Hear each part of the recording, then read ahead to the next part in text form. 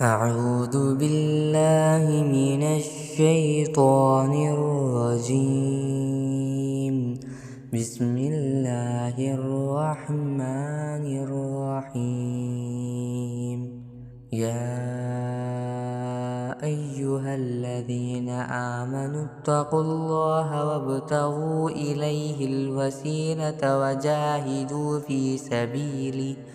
وجاهدوا في سبيله لعلكم تفلحون۔ اے ایمان والو، اللہ سے ڈرو اور اس تک پہنچنے کے لیے وسیلہ تلاش کرو اور اس کے راستے میں جہاد کرو، امید ہے کہ تمہیں فلاح حاصل ہوگی۔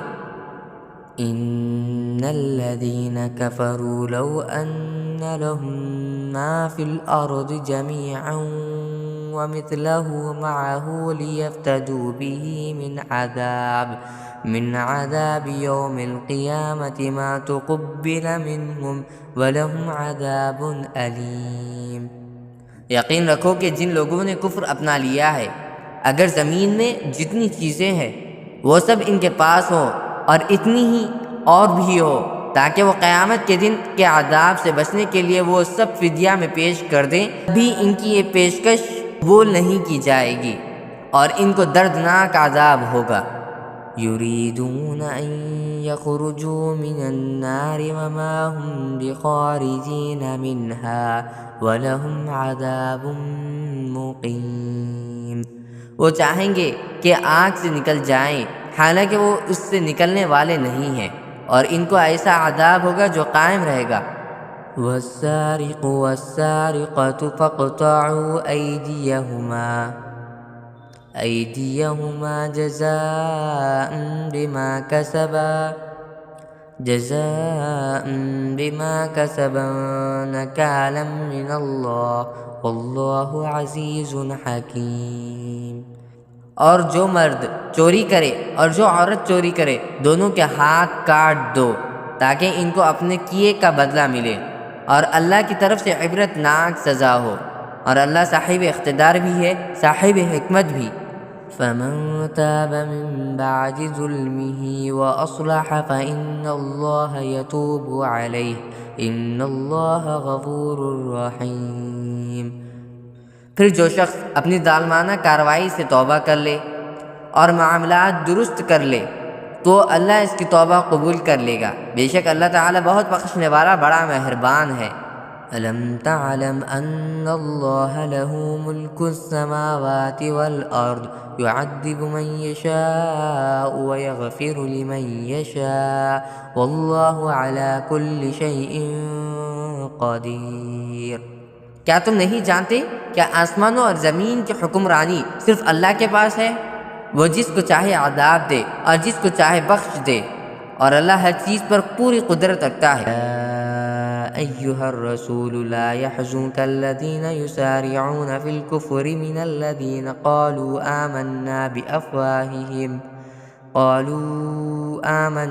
بأفواههم ولم تؤمن قلوبهم ومن الذين هادوا سماعون للكذب سماعون لقوم آخرين لم يأتوك يحرفون الكلم من بعد مواضعه يقولون إن أوتيتم هذا فخذوه وإن لم تؤتوه فاحذروا ومن يرد الله فتنته فلا تملك له من الله شيئا أولئك الذين لم يرد الله أن يطهر قلوبهم لهم في الدنيا خزي ولهم في الآخرة عذاب عظيم۔